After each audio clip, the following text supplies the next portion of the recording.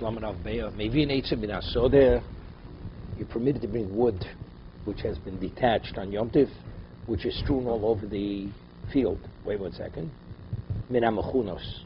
But it has to be piled, meaning the person left a pile of wood in the field.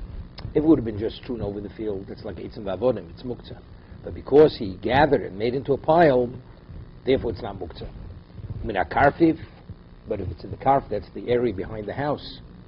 Afilu min ha'mefuzar. Even though it's scattered, Ezu karfiv. What's a karfiv? Kosher somuchalir. It's an area which is close to the city. Divrei Yehuda. It means it's like a woodshed. The wood, you go into your woodshed, it's a mess. The wood is strewn all over the place, branches, but because it's under lock and key, but it has to be within the tchum. Okay, let's see Rashi.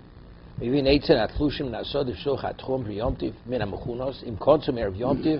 he gathered it before Yom Tov, out in the field, the goli date alayu, he's revealed his intent. Somich ve'eno muktzah. Avufusar muktzah. But if they scattered, it's muktzah. Merakarfiv shu mistamer mukaf sove afil for us. I mean, it's enclosed. Even though it's not on the Tanakam holds review. Even it's not on the lock and key. Shavodo huksmidai. He never meant to what to negate it. Somich mamish afil b'toch tchum Shabbos sofo. So Rabbi Yossi says, if it's under lock and key, even though it's tochat tchum, even though it's not very close to the city, it's not muktzah.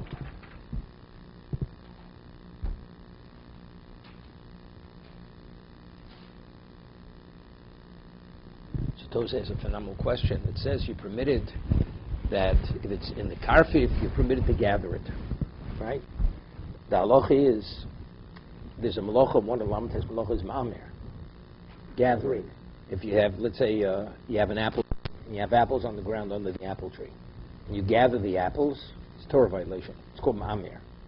So over here, if the wood is in the field, even if it's close to the city, right, it's close to town, and he has in mind, but how does he gather it?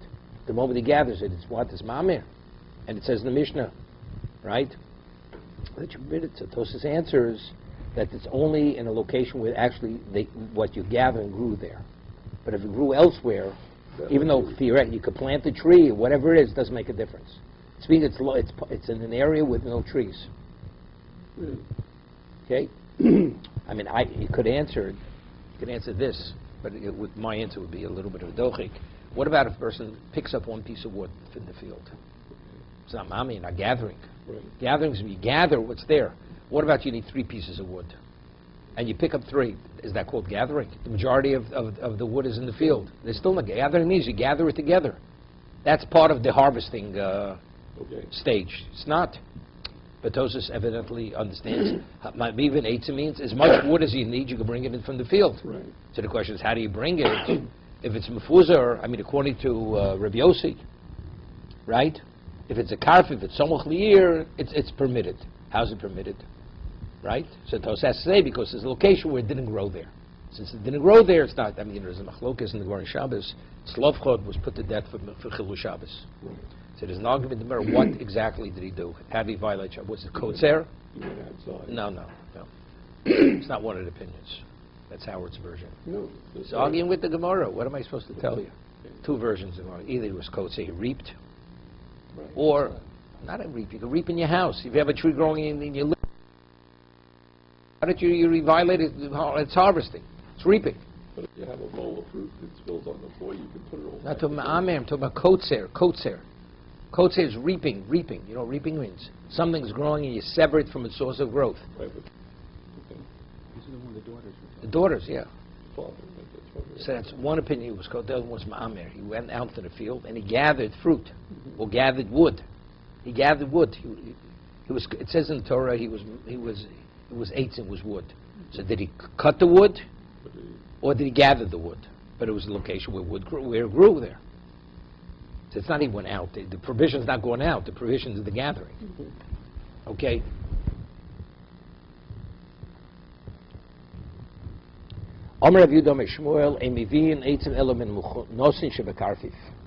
Says you can only bring wood if it's gathered in the karfif. Rashi's karfif is it's an enclosed area. Rashi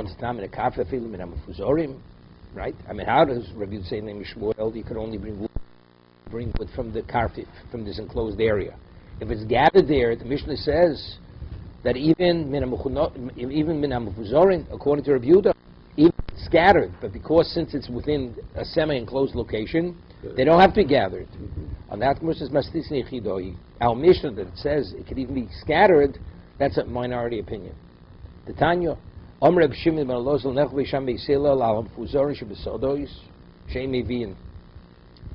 Bisham Yisrael didn't argue if it's scattered in the field, you cannot bring that wood in. And if it's gathered in the karfif, you can't bring it. They're arguing, what about it scattered in the karfif? Bisham says if it's scattered in the karfif, in the enclosed area, you cannot bring it.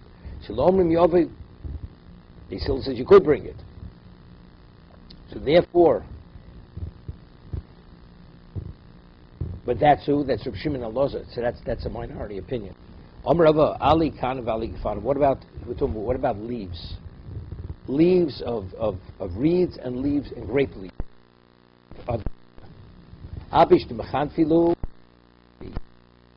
If you gather the wood before Yom Tov and you make it in a pile, it's not muktzah. It's not muktzah.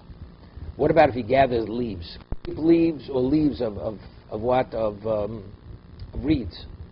Made into a pile. He says, Rava says it's muktzah. Why? Because wood, you make it in a pile, it's pretty much assured it's there. Even if the wind blows, it's staying there. Right. You pile up leaves, wind comes, it scatters it all over. So therefore, you can only, the whole idea, why is it not muktzah if you made it into a pile? Because we say his mind was that he will use that wood. Because he's assured it's there. But if you pile a pile of leaves, if the wind comes, you're not assured it's there. Therefore, as much as he says he has in mind, he doesn't have in mind. Of course, it's uncertain whether the leaves are going to be there. Okay? That's what it says. Although he gathered them mostly, and they're sitting in that since Zarandami. Therefore, you see them as scattered. Vasurin. But what about if he takes the pile, he puts something that weighs down on it, which guarantees they're going to be there? Then it's not a problem. That's the equivalent of what wood put in a pile. Because before Yom Tov, he had in mind these leaves, and they're going to be there, so why not? Therefore, there's no reason it should be muktzah. Terrific. Now, the Mishnah says, according to Tanakama, according to Rabbi Yehuda, if it's in the karfiv, even if it's scattered, it's permitted. Rabbi Yossi says it has to be under lock and key. If it's under lock and key, then it's what? Then it's not muktzah. Ezo karfiv. What is a karfiv? Iboilu. Hechi komar. Right?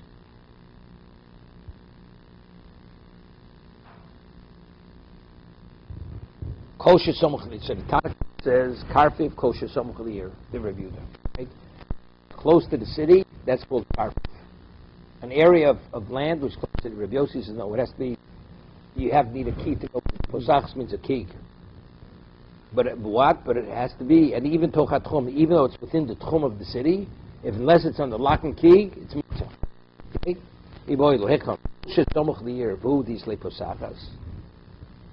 says if it's close to the city but it has a key, I feel toch tchum Shabbos nami. So Rabbi Yossi is more lenient. Tanakama holds it has a key, but even if it's far away, but it has to be still close to the city. Rabbi Yossi says no, as long as it's within the tchum. It's reachable. He has in mind, doesn't have to be literally outside his door. Rabbi Yehuda's of the opinion, whether it's in the lock and key or not, it's not muktzah, as long as it's close to the city. Rabbi Yossi, no, I feel tochat tchum Shabbos. It doesn't have to be close to the city, as long as it's within walking distance. However, but that's only if it's on the lock and key. That's when he has in mind that what he put there, he'll find there. Right? If it doesn't have the opening is the key, I feel sobachli and namilo. Why? Why not? Because you're not guaranteed it's going to be there. Toshma. So we're being approved. But Rabbi Yossi says, if as long as it has, it's reachable through a key. I feel tochat tchum Shabbos. Shmamino Rabbi Yossi tati l'kula. Rabbi Yossi saying two things lenient. Shmamino says firstly, you have to enter with a posachas, with a key. Secondly, even if it's not right out to your door, as long as it's within Toch HaTchum, it's not Muktzah. Shema Minor Rabbi Yossi, Taitel L'Kula Kamar. Shema Minor. So what's Taitel L'Kula? That only Taitel L'Kula Kamar, Klomer, Rabbi Yossi, Nishman, Rabbi Yud, Lav Tarbayu Boy.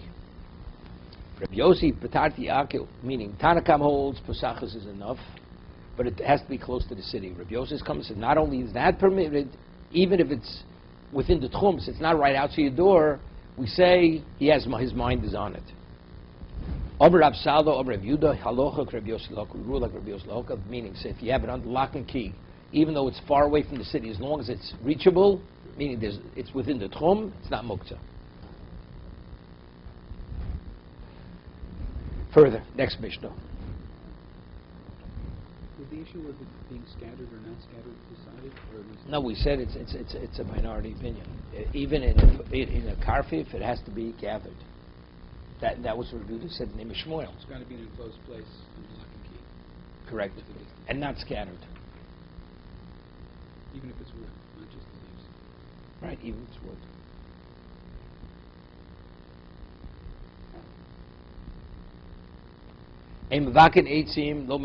We spoke about earlier in the base.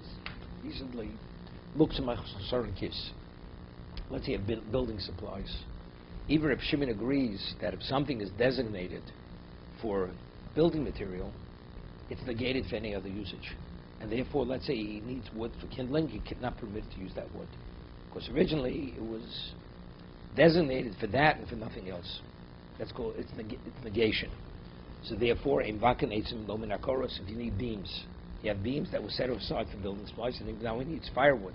He cannot chop that wood to use it as kindling wood. What about he had a beam that broke on Yom Tov? So today, what's its value? Its value is only firewood, correct? But since initially he didn't have in mind it should be Shadat, and when you do chop wood, now what do you use? Do you chop with the regular instrument? Is it a regular chopping axe, or you have to do it with a shinui?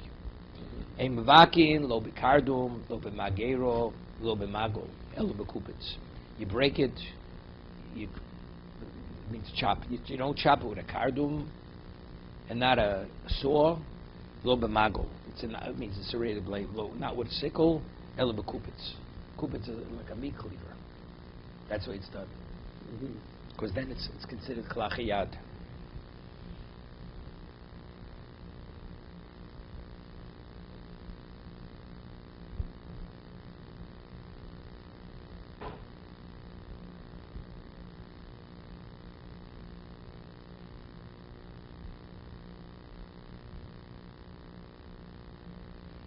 Yeah. Okay.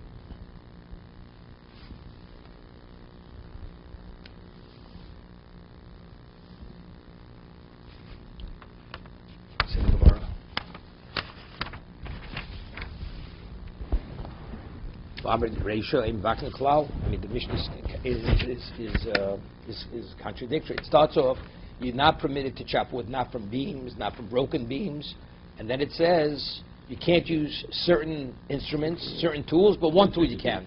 So it says you could. Here it says you can't chop, you're not permitted, and then it says you can, as long as it's the right tool. The Mishnah has been is missing something. Aim vakin eitzim social chorus from a pile of beams. Lo min hakorish nish b'yom tiv. Av vakin min hakorish nish b'erev yom. What about if the beam broke before Yom Tov? So if that's the case, what's its value? Its value is only kindling wood. U'shem vakin. And now that you're chopping something that's not muktzah, what kind of tool do you use to chop it with? Aim vakin vakin lo b'kardum lo b'mago lo b'megiro el b'kupitz. You should do kalachayad. Even when we allow you to chop wood, it shouldn't be in a conventional way of chopping, which these other tools are what you do. You're not permitted to chop wood if the beams aren't piled up. And not from the beam that broke before Yom Tiv, that broke on Yom Tiv, because it's not considered, it hasn't been prepared. Okay?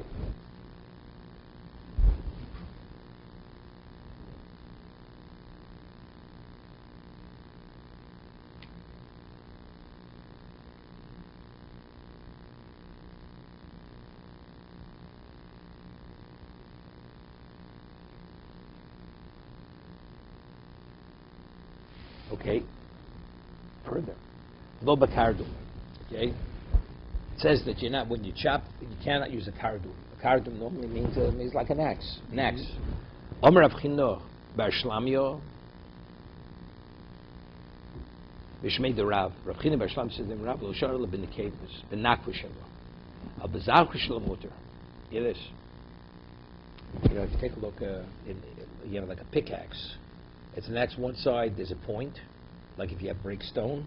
The other side is flat, right? So we're talking about that we say you're not permitted to use the kardum lo shana ela ben nakvu shelo. Habazach shelo muter. Second. Barosh harochov. Shekotzis bo eitz l'rochov the dome l'mechas uman. Meaning where the blade is straight, the tip of the shekotzim bow, because that's considered. Like I told you, you need a shinui. Even though it's not a muktzah, but if you chop it the way you normally would chop, uvda the whole the way professionals, you're not permitted. El benakvishab avazach v'shel muter. What about, let's say one side of the axe is point, which you usually use to break stone, like in Israel, right? To break wood you could do. That's already semi-unconventional. You don't usually cut wood that way. But pshita, kupitz tenan. It says you use a kupitz. A kupitz kuli zachrasu.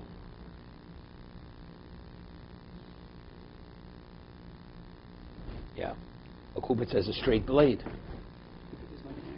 Kubitz is, I don't know what an axe is. It's a meat cleaver. Yeah. Yeah. Pshita kubitz tenat. Mal desemo. Hani vil kubitz l'chude. Avo kardum vi kubitz. Emo migud haigisa osur. Haigisa nami osur. Yeah. Commercial. Let's see the case of the Mishnah is speaking about.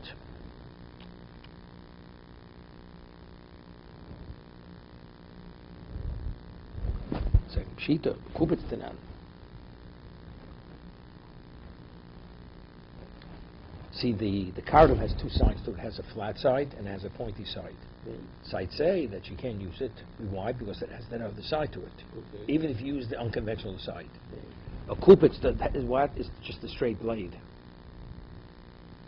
Okay? Hani kubitz l'chude. Avo kardum v'kubitz. Let's say it's a kardum which has both. Emo migud haigisa also haigisa nami also. Come on, the kubitz Mishnah speaking. It's not just a straight blade. That is both. He'd say, but since you're not permitted to cut with a straight blade, you're not even permitted to cut with the other part because it's part of the same tool. Kamashla knows you could cut with it. Igad mashla save ela b'kubitz. You can only cut the wood with a kubitz. Amr Rabchine bar Shlami shein dora l'shon ela b'zachri shebo avnakvi shelo oso. Yeah. That's only with the pointy side of it you can chop, but the straight side you can't. Pshita, lo b'ta kardum, that says in the Mishnah you can't chop with a kardum. Mal desemo hanimili kardum, avo kubitz v'kardum emo migu de haigisa shori haigisa nami shori. Meaning, I'd say that since it's part of a tool, and the tool, this type of tool, is not used during the week to cut wood. It's not used to cut wood. So I'd say, since one side you're definitely permitted to use, meaning the pointy side. So maybe you can use the flat side. If it's just the flat side, I'd say because that's the way you chop for wood. That's what he says. Even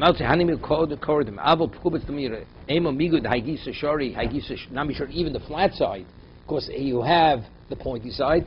No, when you use the kardum, it has to be you're only using the pointy side, not the flat side, not the straight blade.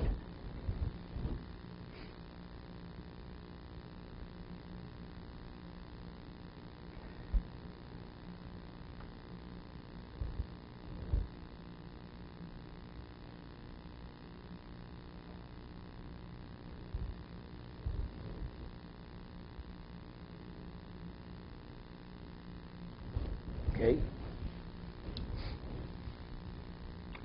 You have a house that's filled with fruit. Listen to this story. So fruit's not muktzah. And let's say he sealed the house. He sealed it with cement. And the only way you can get that fruit, you have to remove the bricks in the cement. Here. So for all intents and purposes, when he sealed that house, that food, as much as it's edible and available, he's negating it from eating. Otherwise, he wouldn't have sealed it in the house. Right. So the question is like this: what about if he filled in, he put flat stones, no cement. He filled in the whole inch with flat stones up to the top. So to take it out would not be considered stira, Right. binyan stira, because it's not cemented. Right. Okay, and let's say he took out the flat stones. Is the food that in the house now muktzah?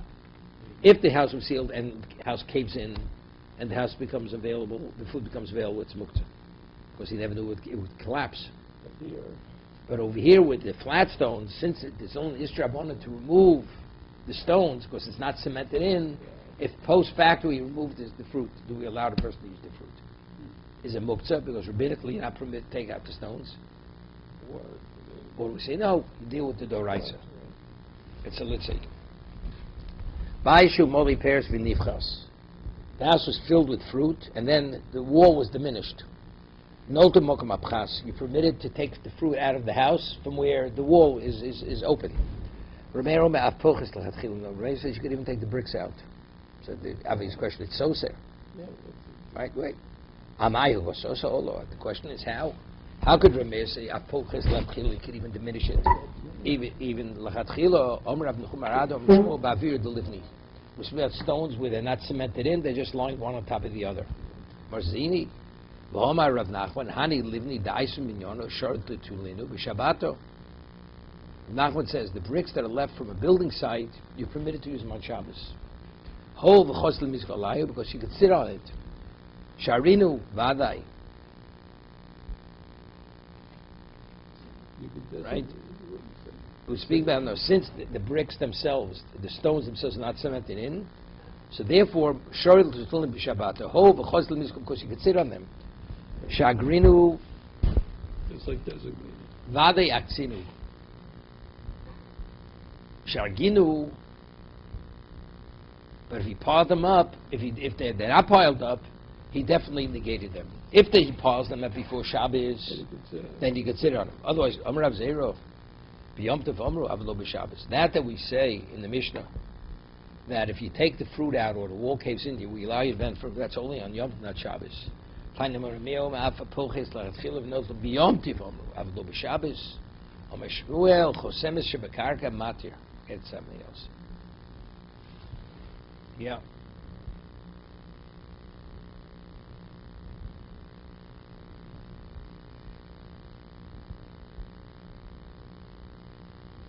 Yeah.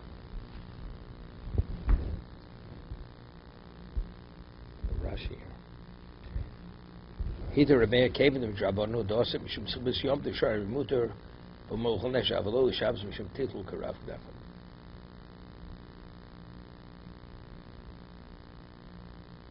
Yeah. Chosem Shemkav, you know, in the old days, you ever see, you pass by a building, it has a cellar, the doors close. Right.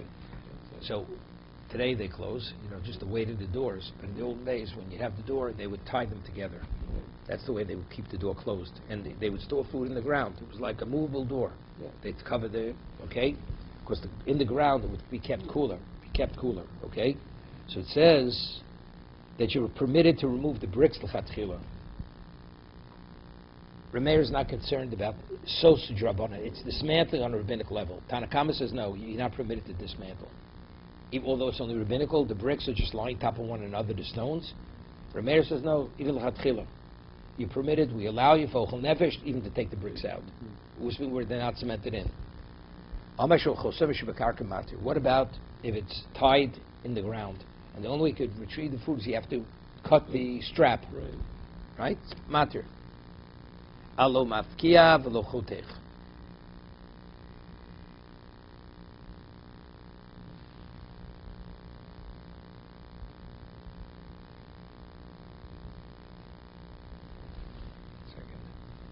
Rashi says, Matir choshem karka, first wide line, goes losses pischei borus. It's openings to the pits. Umara segurim, the kitchei chavon, where you have a cave that used to tie ropes across the entrance of the cave. You shouldn't be able to go into the cave.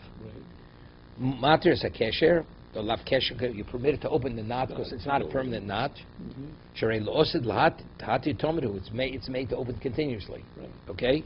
Avalo mafkia. Have a list of avosa udilos, but to dismantle the rope, to undo The whole thing. no, to undo the twists. Okay, that's not permitted. So let's get back to the Gemara.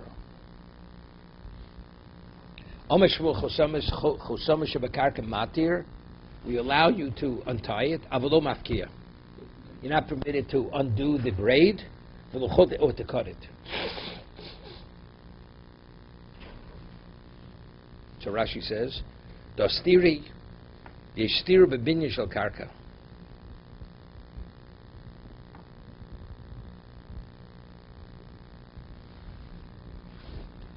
Okay.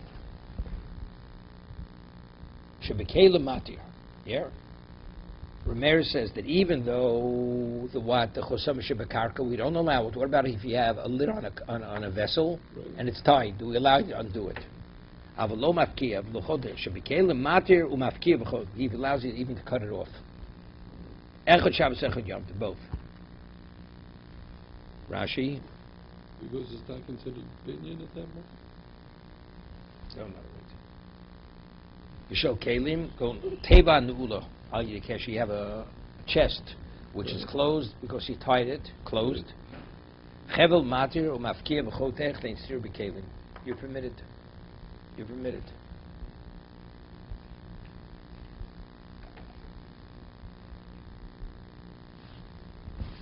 Okay. Is a chest which has food inside. Yes. With all the herbs in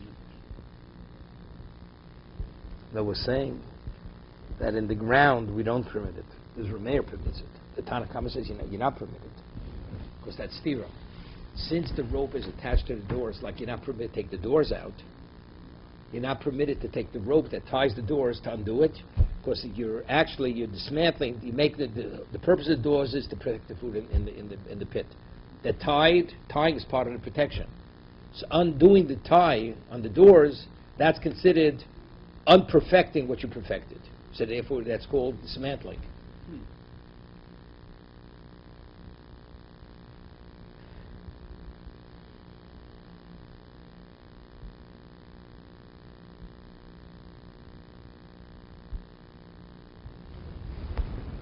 Okay, let's see it inside again. Amar Rav Zeir b'Yom Tov Tanya Me'och Ramero Ma'apoches L'Chatchila V'Nol B'Shav Amru Avalo B'Shav Amar Shmuel Chosim Shebekarka Chosim Shebekarka Matir Avalo Mafkir V'Lo Chotech Shebekelim.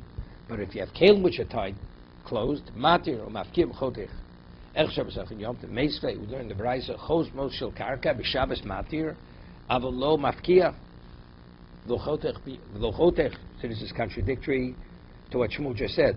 It says here that if you have doors tied, lo mafkia v'lo chotech, you're not permitted to undo it or cut it. Yom tov matir u'mafkia v'chotech. Hamani remei, no ma'af.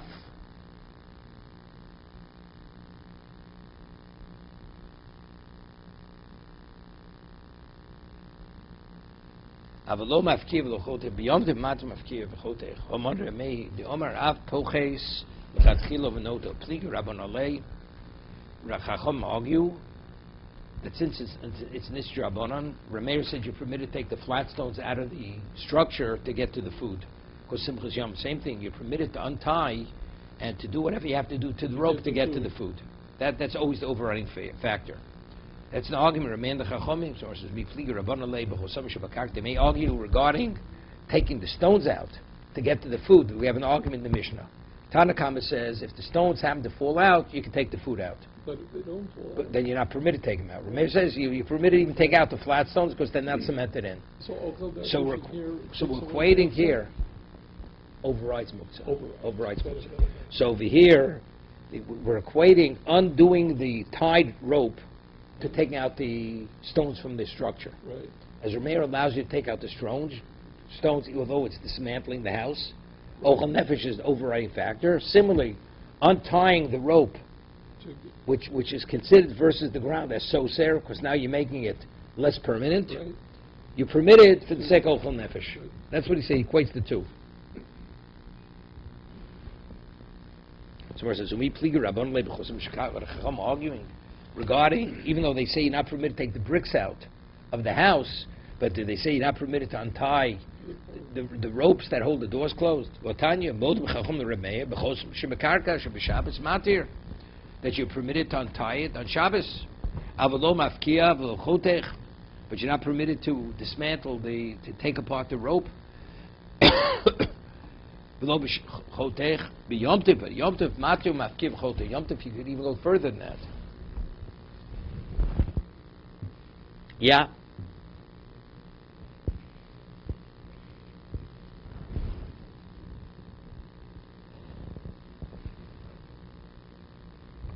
Yes, Moran says, "Hu domaki aitano detanya chom shebekarka matir avelo mafkiv lo chotech." So we see this brisa makes a differentiation. We allow you to open it, but to destroy the braid, to cut it, or to undo it, that we don't allow. Echad Shabbos Yom Tov shebekeli Shabbos matir avelo mafkiv lo chotech. If it's a vessel tie closed, we allow you to untie it, but not to be mafkir chotech. B'yom tiv matir mafkir chotech.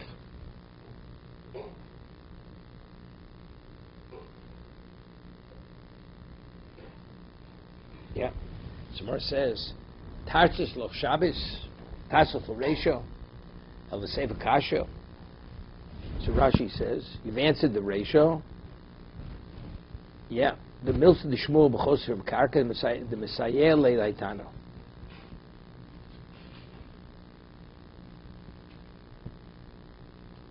Okay, we'll stop here.